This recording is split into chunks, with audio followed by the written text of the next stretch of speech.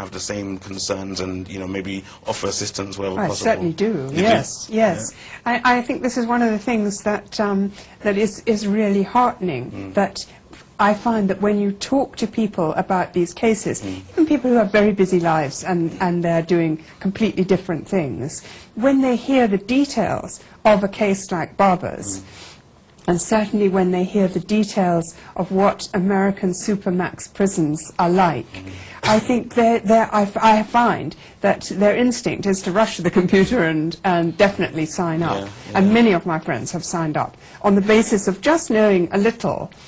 But I think maybe you're a little bit hard on your listeners when you're saying, you know, why haven't you done it? I think the problem is that we're all too busy, and everybody has too many pressures in their own individual lives. And I think it's easy to forget what Arno said, that it is actually an obligation on Muslims. But I think that it's an obligation on everybody. And that if you don't stand up for justice, it diminishes you as a person. And that's certainly what I've taught my children, and I share that feeling with so many of my friends.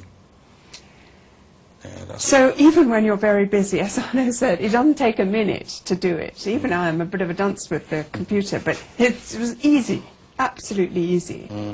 So I do hope that some of your watchers will be motivated to do it, because it is a very good big gap between 13,000 and 100,000. Yes, and only 4 weeks. Only 4 weeks to go. But I thought that story of the people who've made the pledge of, I personally will get 1,000 signatures, is fantastic. And this is what Cage Prisoners manages to do. It inspires people to think, okay, well, if he can do it, I'll do it. And so people take their responsibility.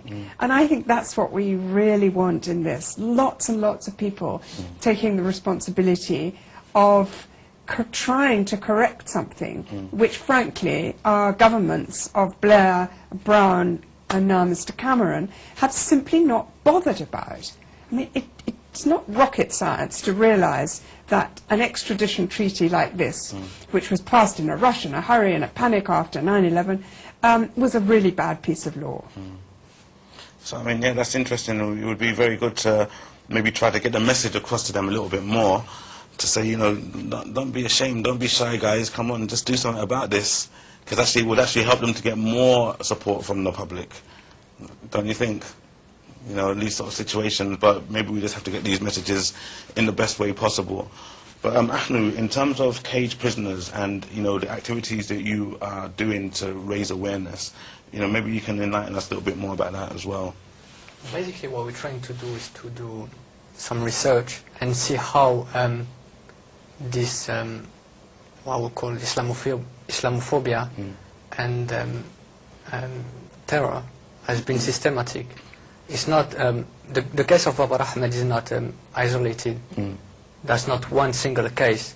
There's dozens or hundreds of cases that are like that. That's systematic. That's what Cage Prisoners is trying to highlight through reports, through fundraising, through different forms of events. What needs to be understood is that it's not a single case. I'm sure that you've heard that now the universities have been asked to spy on Muslim students with the new prevent strategy. Now Muslims, they need to think twice before they travel, because they can be arrested under Schedule 7, they can be detained, can be asked many questions, they have to answer, otherwise they can be jailed. You have to think twice if you go paintballing, because that can be used as an evidence against you. So basically that's not a single case, that's systematic. That's what Cage Prison is trying to highlight. I want to ask you something about that, but first, I understand that the video may be ready now. So, brothers and sisters, please watch this video, inshallah, and let's hope that it can help to move us a little bit more. Okay.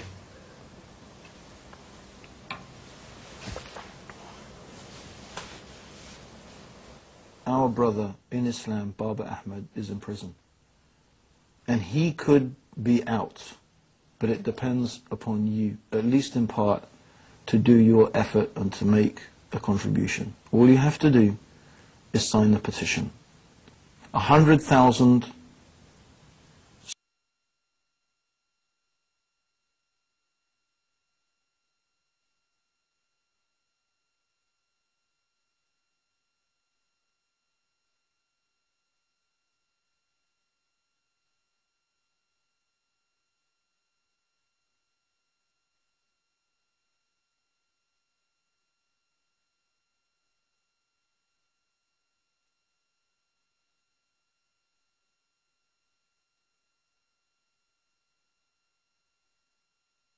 signatures is going to make and force the issue to be debated in Parliament. We've already got a government that has claimed it's going to be standing up more and more for human rights, so it's a real good case for them to test this issue. It's just not right, brothers and sisters, from any angle you take it. The British citizen has committed a so-called crime, and he's not tried for that so-called crime in this country, but he's going to be extradited to the United States of America, where he's got very, very little chance of having a fair trial. And, you know, he's our brother in Islam, and we could do something to help him. And he's been languishing in prison for years now. So, brothers and sisters, it's really shocking if you haven't already signed that petition. You know, you shouldn't be afraid. What have you got to be afraid of? I tell you what you've got to be afraid of. You've got to be afraid of Allah. You've got to be afraid of the day to help your Muslim brother. When he's in need, you should be afraid that Allah is going to leave you on that day of judgment, and that he's going to leave you in a situation and there's going to be no one to help you. So you don't want to be in that situation, brothers and sisters. So it's a very simple thing. You just need to sign that petition, inshallah, and you could take one big step in helping our brother in Islam to come out of that terrible situation that he's in, to get back to his family, to get back to his life. That's my advice. I've signed it already. I signed it ages ago. I don't know why you haven't. Assalamu alaikum. There you have it, brothers and sisters. Abdul Rahim Green, as you know, he travels around the world and he's always involved Our brother in Islam, helping Babar out in the Ahmad. community. And, you know, he has a very, very, very special message asking you as well, why haven't you signed that petition yet? I know Victoria, you was like, you know, Victoria's on your side a little bit, saying, no, whatever, giving excuses. It's all right to have excuses, it's no problem, but it's more about, you know, what you actually do to, you know, what you do about it. That's the question. Now, there's an important question I wanted to ask you, actually, Ahnu, because it was one of these sort of situations which I think that people maybe get a little bit inundated, or they feel overwhelmed. Why is this? Because you said that there are many cases where people are incarcerated for the same thing, and it makes people, you know, feel like, oh, what am I going to do? You know, should I try it? Oh, I don't know what, you know, I give up. You know, but, you know, obviously these are real people. These are our brothers and sisters. These are people who are, you know, have been deprived of their freedom. So we are talking about Babar Ahmad now because, you know, he's someone that maybe everyone can relate to, as with the others. But, you know, basically, how can you reassure the viewers as well in terms of, like, you know, yes, there are many cases, but this is one that we're working with now, you know, and just really, you know, what can you say to give that little push? Yeah, there's many cases, but we shouldn't be scared by that.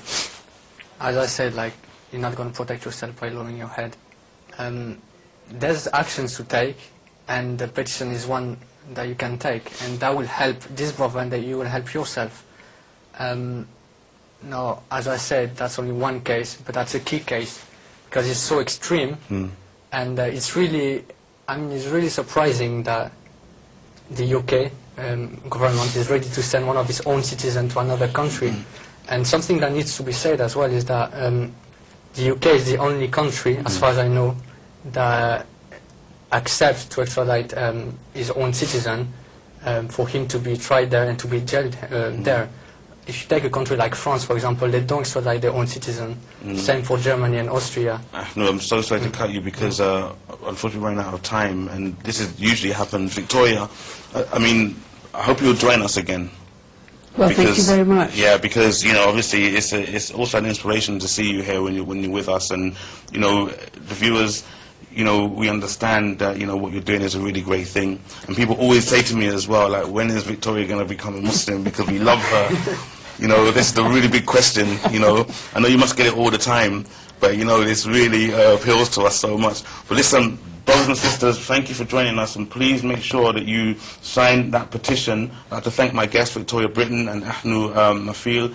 We actually have this video, which you've seen it a few times. It's Nasheed. It's really, really, you know, special, so I want you to listen to it again while we have a little discussion. Thanks for joining us. Sign a petition. Don't forget. Jazakallah khair. Assalamu alaikum wa rahmatullahi wa barakatuh.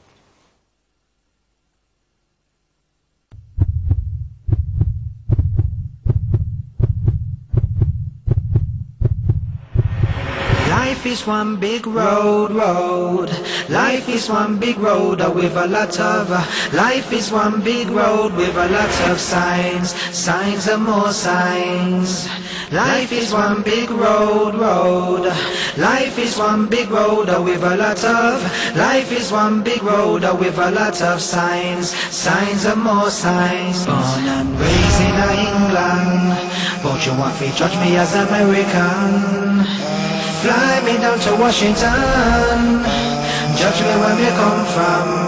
Calling to the nation of England, I don't care where you come from. If you believe in justice and freedom, sign the petition. That's why I say life is one big road with a lot of signs and more signs. You gotta make up your mind to sign.